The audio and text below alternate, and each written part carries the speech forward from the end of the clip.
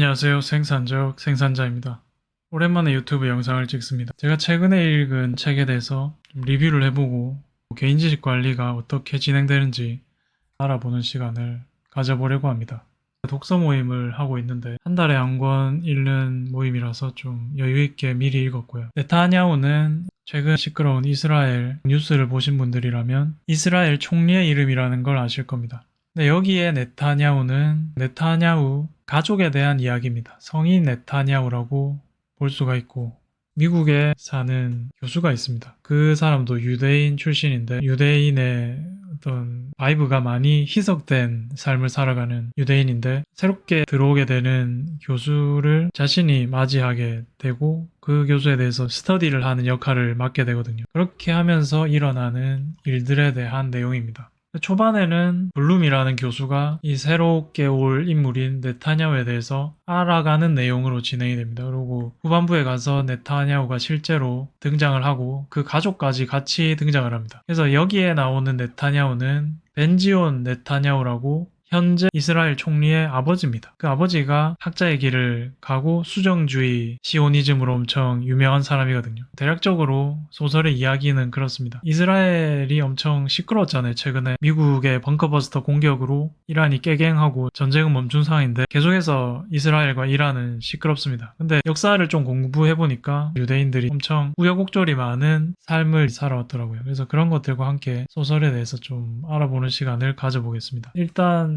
종이책이었습니다. 종이책으로 읽은 게 정말 오랜만이었고요. 그래서 여기에 대한 제가 스레드 포스팅을 하나 남겼는데 이 독서인을 위한 개인지식관리 워크플로우라고 해서 포스팅을 하나 남겼거든요. 보통은 제가 이 흐름대로 진행을 합니다. 근데 이번엔 종이책이라서 제가 중간에 이런 하이라이트하고 메모하는 시간이 없었어요.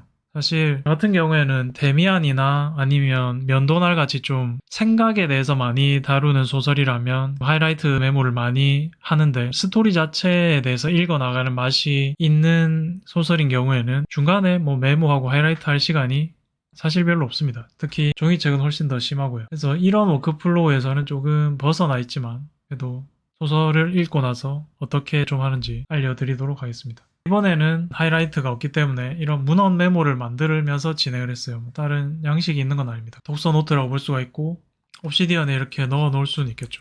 소설을 보면서 떠오르는 생각들 그리고 간단한 줄거리들을 적어 놨습니다. 말씀드린 대로 네타냐후가 적은 논문을 보면서 자신도 유대인이라고 했잖아요. 자신의 과거의 부모님이나 이런 세대를 엄청 엄격하게 살았을 거잖아요. 그래서 이런 부분에 대한 이야기가 나오고 초반엔 이해가 안 됐는데 흐름을 타다 보니까 읽어나가는 재미가 있었습니다. 그리고 종이책 좋아하시는 분들이 기분 나빠하실 수도 있는데 저는 북스캔을 다음부터는 하기로 했습니다. 이 책도 타이밍을 놓쳐서 아직 못했는데 아마 하러 갈 것 같습니다. 그리고 이 가족 블룸의 집에는 교대로 부모님들이 놀러 옵니다. 처음에는 장인 장모님이 놀러 오시고 그 장모님의 엄청난 간섭이 소설에 나옵니다. 뭐 저렇게까지 한다고. 그리고 다음 자기 부모님 그분들도 녹록지 않습니다. 부모 세대와 미국에 정착해서 살기 시작하는 유대인의 자손들과 또 그 자손들의 자식들 3세대 유대인이라고 볼 수가 있죠. 이런 사람들이 점점 가치관이나 생활 양식이 변할 거잖아요. 그런 부분에 대한 이야기를 다룹니다. 그리고 자신의 아버지와 어머니가 오신 장면인데 손녀, 그러니까 자기의 딸 코가 부서지는 장면이 나와요. 딸은 원래 코가 마음에 안 들어서 자기가 코 수술을 할 수 있게 돼서 엄청 좋아하는 장면입니다. 그리고 이제 드디어 네타냐후 가족이 후반부에 등장하거든요. 근데 부부만 올 줄 알았는데 아이 3명이 같이 등장을 해요. 이거부터가 민폐 캐릭터의 서막을 알리는 내용입니다. 그리고 뭐 젖은 신발을 신고 들어가서 집이 목조바닥인데 다 망치고 처음부터 심상치 않습니다. 이건 스포일러가 될 수 있어서 말을 하지 않겠습니다. 엄청난 일이 벌어지고 실제 네타냐후 가족을 모티브로 해서 만든 소설이에요. 그리고 유대인에 대해서 공부를 해보니까 엄청 아픔이 많은 민족이죠. 고대나 구약에 대한 이야기는 원래 구약에 가침이 있는 게 기독교랑 그 다음에 유대교 가침이 있잖아요. 근데 그게 예수 탄생 이후로 나눠집니다. 구약만 믿는 집단이 유대교라고 볼 수가 있죠. 유대교가 엄청 고난을 많이 받으면서 살아왔어요. 그래서 그런 내용에 대해서도 저는 벌거벗은 세계사를 보면서 좀 익혔거든요. 정리가 되어 있고 있어서 이걸 수집한 거고 티빙에서 전편을 다 보실 수 있거든요. 역사 공부할 때 도움이 됩니다. 그래서 재밌게 교수님들이 설명을 해주시기 때문에 그걸 기반으로 좀 연결되는 부분도 보고 있습니다.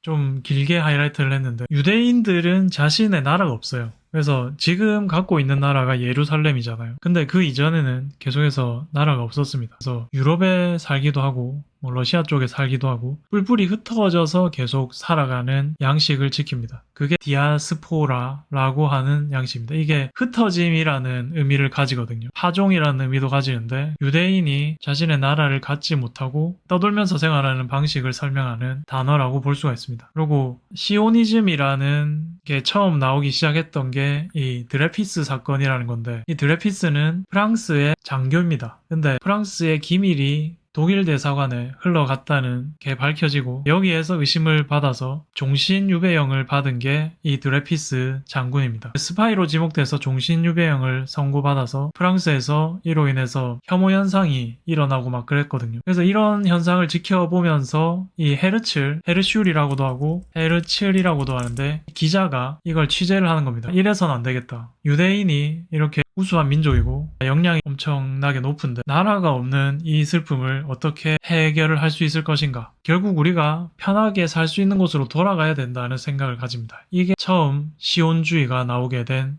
배경입니다. 시오니즘이라고 많이 들어보셨을 거예요.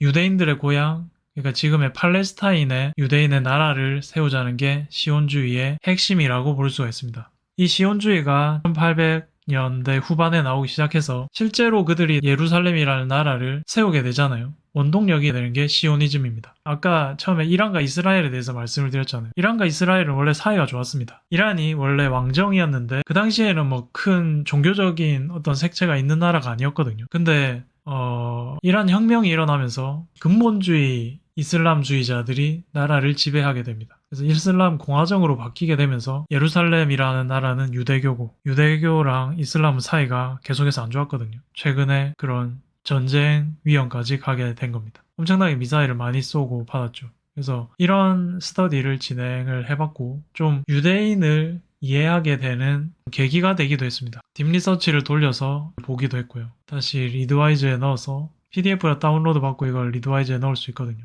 그래서 네타냐후에 대한 좀 더 깊은 스터디를 해보려고 지금 하고 있습니다. 그래서 실제 이 네타냐후 가족이 삼형제가 있어요.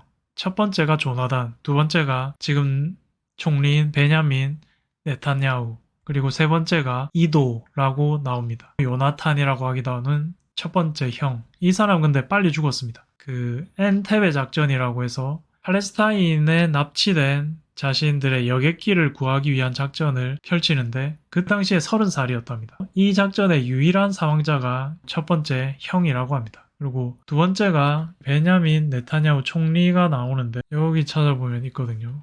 여기 나오죠. 현재 이스라엘 총리 최연소 총리이자 최대 기간 동안 총리를 하고 있다고 합니다. MIT 건축학 경영대학원을 나왔습니다. 그래서 군에 복무를 했고 이런 대사를 지내고 재임 기간이 3년, 2년 지금 현재 하고 있죠. 그리고 막내가 이도 네타냐후입니다. 여기에서는 그냥 갓난쟁이로 나와요. 이 사람도 의사이자 극작가라고 합니다. 그리고 자신들 가족에 대한 이야기를 많이 적는다고 합니다.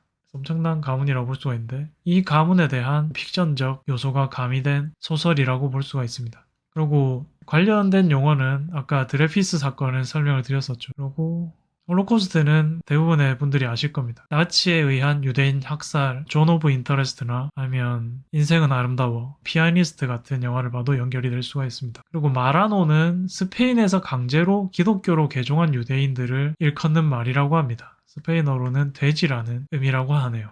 여기에 나오는 토라는 모세오경을 의미합니다. 그러니까 구약에 나오는 최초 5권의 책, 모세가적은 5권의 책이 모세오경인데 유대교의 핵심 교리를 가장 중요하다고 생각하는 게 토라, 즉 모세오경이라고 합니다. 그리고 다른 뭐 탈무드도 있고 다른 경전들도 있지만 유대교에서 가장 중요하게 그리고 아이들에게 무한으로 반복해서 읽어주는 책이 모세오경, 토라라고 합니다. 그리고 랍비에 대한 단어를 저도 이제 처음 알았는데, 랍비는 종교적인 지도자를 의미합니다. 선생님이라는 뜻도 되는데, 전반적으로 유대인들이 살아가는 커뮤니티에서 가르침을 주는 사람, 어떤 일이 있을 때 판단을 내려주는 사람이라고 보면 됩니다. 가톨릭 교회에서는 신부님들이 제사장이잖아요. 그거랑은 좀 다른 개념이고, 또 랍비들은 결혼을 할 수 있다고 합니다. 반면에 가톨릭의 신부님들은 결혼을 할 수가 없죠. 그래서 이런 면에서 차이를 볼 수 있어서 재미가 있었습니다. 근데 소설에 보면 이런 단어들이 많이 나와요. 이런 것들은 미리 알고 소설을 읽으면 좀 더 이해를 잘 하실 수 있을 것 같고, 저도 이런 거를 모르고 봤었는데 나중에 이런 단어들을 아니까 아 그래서 그랬구나 라고 하는 게 생각이 나더라고요. 이런 포그롬이나 게토, 이 포그롬은 조직적인 괴롭힘을 의미하는 단어인데, 어떤 특정 집단에 대한 학대, 학살을 정부나 아니면 경찰이나 이런 국가 단위의 차원에서 방조하는 걸 의미합니다. 그래서 이게 처음 나왔던 게 러시아라서 포그롬이라는 단어가 나온 거고, 3번 정도의 포그롬이 있었다고 합니다. 러시아에서도 있었고 독일에서도 있었다고 하거든요. 그건 홀로코스트가 일어나기 몇 년 전에 있었다고 하는데, 홀로코스트가 일어날 전초 단계라고 봤을 수도 있습니다. 이런 유대인 민족 자체가 학대를 겪으면서 살아나간 걸 표현해주는 단어라고 보시면 되겠습니다. 이런 것들도 소설 안에서 등장을 합니다. 인물에 대한 것들은 이렇게 연결을 해놔야 됩니다. 나중에 이걸 만들 수 있더라도 연결을 해놔야 되고요. 이런 식으로 계속해서 연결을 만들어 나가고 메모해 놓은 것들, 네타냐후에 대한 연구 메모 작업 중인 게 있어서 한번 보여드리려고 합니다. 이건 제가 바이브 코딩으로 만든 연구 메모 작성을 도와주는 소소한 앱입니다. 제가 연구 메모를 만든 건 정확하게 잘 기억을 하고 있더라고요. 네타냐후 보면서 포그롬이라는 단어에 대해서 연구 메모 초안을 만든 거고요. 이런 날짜랑 태그 넣고, 그 다음에 이 부분도 좀 더 가공은 필요합니다. 근데 대략적으로 이 포그롬이라는 단어에 대해서 앞으로도 내가 다른 지식과 연결해서 만날 수 있게 적어 놓은 거고요. 그래서 러시아 몰도바, 그리고 홀로코스트 이전 독일 크리스탈 나우트에서 일어났다고 합니다. 아까 설명드린 대로 3번 일어났죠. 이런 게 있었고, 챗GPT로 대화를 하다가 나온 거라서 출처를 챗GPT라고 해놨습니다. 네타냐후도 추가는 했을 것 같아요. 또 다른 메모를 보면 토라에 대한 연구 메모입니다. 모세오경으로 구성되어 있다고 말씀을 드렸었고, 창세기, 출애굽기, 레위기, 민수기, 신명기로 구성이 됩니다. 이건 기독교의 구약 성경 첫 5권과 동일하다, 이 내용이 나와 있고, 여기에 좀 더 추가 메모로 유대교 성경이 타나크라고 불리면서 이렇게 나와 있습니다. 여기에는 가톨릭에서 엄청 중요시되는 시편이 들어가 있죠. 마지막 연구 메모는 아직 작성 중이라서 이게 다는 아닙니다. 랍비는 아까 스승이나 지도자라는 의미라고 말씀을 드렸고, 율법에 대해서 엄청 잘 아는 사람입니다. 그리고 예수의 제자들도 그를 랍비라고 불렀습니다. 결국 지도자, 선생님이라는 의미니까. 이게 요한복음 1장 38절에 나왔다고 되어 있어서 적어놨습니다. 이런 교파나 사미카 안수를 받으면 랍비로 인정이 된다. 아까 말씀드린 랍비는 결혼할 수 있다. 이런 내용이 들어가 있습니다. 그래서 이런 식으로 나중에도 내가 만나면 좋을 내용에서 연구 메모를 이렇게 남겨놓고, 결국에 이것들이 다른 카테고리에 있는 지식이랑 연결이 되면서 지식이 좀 더 확장되고 다양한 방향에서 접할 수 있게 될 겁니다. 제미나이 딥리서치 통해서 인물이나 가족을 둘러싼 어떤 용어나 사건들을 다양한 각도에서 조망할 수가 있습니다. 그래서 이런 다양한 각도에서 조망을 한다는 건 지식에 대해서 좀 더 자세하게 안다는 겁니다. 그러면 여러분도 머릿속에서 이걸 내가 아는지 모르는지 내가 일단 설명을 할 수 있고, 그 설명을 좀 더 다양한 측면에서 보고 할 수 있으면 내가 그 지식을 잘 안다고 설명할 수 있을 거잖아요. 이런 식으로 진행을 하게 됩니다. 그래서 이건 아직 진행형이고 내용이 추가될 수도 있습니다. 이걸 하면서 재밌었던 게, 왜 이스라엘과 팔레스타인 그리고 이란과 계속해서 전쟁이 일어나고, 그리고 어떤 강대국들이 여기에 끼어있고 항상 미국이 끼어있더라고요. 안 낀 적이 없었습니다. 트루먼이나 빌 클린턴이나 최근엔 또 도널드 트럼프가 등장을 했었죠. 심지어 도널드 트럼프는 예루살렘 이스라엘의 수도로 인정을 했습니다. 엄청 정치적인 행동이죠. 지금까지 그렇게 인정을 받은 적이 없었는데 공식적으로 인정을 받았다는 거니까요. 이런 영상을 보니까 확실히 그냥 소설로 이야기로만 끝내는 것보다 실제 역사에 있었던 일은 뭔지, 그리고 역사에서 이 유대교라는 게 어떤 역할을 하는지 엄청 많은 지점에 등장을 하잖아요. 지금까지는 유대인 하면 홀로코스트만 생각이 났었는데, 이제는 뭐 시오니즘이라든지 디아스포라라든지 이런 것들이 계속 떠오를 것 같아요. 그리고 지정학적으로 계속해서 변화해온 그들의 영토나 아니면 강대국들의 입은 피해나 그들이 끼친 피해나 이런 것들을 알 수 있어서 좋았습니다. 이런 것들이 결국 개인지식 관리가 아닐까요? 내가 어떤 책을 읽든 강의를 보든 그런 것들을 다양한 각도에서 나만의 언어로 정리해서 남겨놓을 수 있는 것, 이게 개인지식 관리라고 생각을 합니다. 그리고 이 영상을 만드는 일도 개인지식 관리의 일환입니다. 왜냐하면 제가 이 영상을 찍어야 되니까 좀 더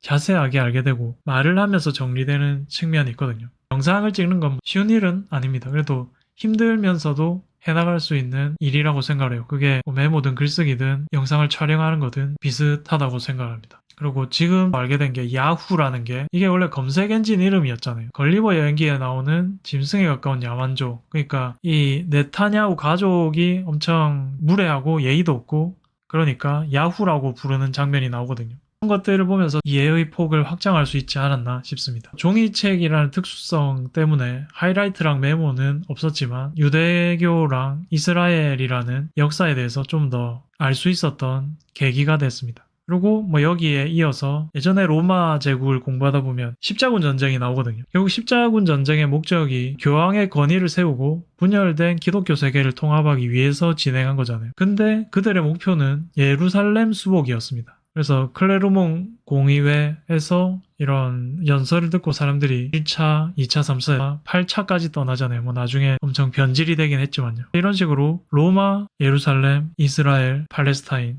이란 이런 것들을 연결시켜 나가는 재미가 엄청나게 있다는 걸 이번 또 소설을 읽으면서 깨달았습니다. 그리고 다음 주에 있을 토론을 거치면 또 다른 모임원들의 이야기를 들으면서 거기에 대한 생각을 정리해보고 토론 질문에 대해서 답변을 하면서 또 내 생각이 정리가 되는 시간이 될 겁니다. 결국에 제텔카스테는 다양한 각도에서 조망하는 겁니다. 왜냐하면 이 하나의 지식이 어떤 지식이랑 연결되는지에 따라서 좀 맥락이 달라지거든요. 다양한 맥락에서 지식을 맞이할 수 있게 해주는 게 개인지식 관리라고 생각을 합니다. 그래서 요즘에 느끼는 건 결국에 연결이구나.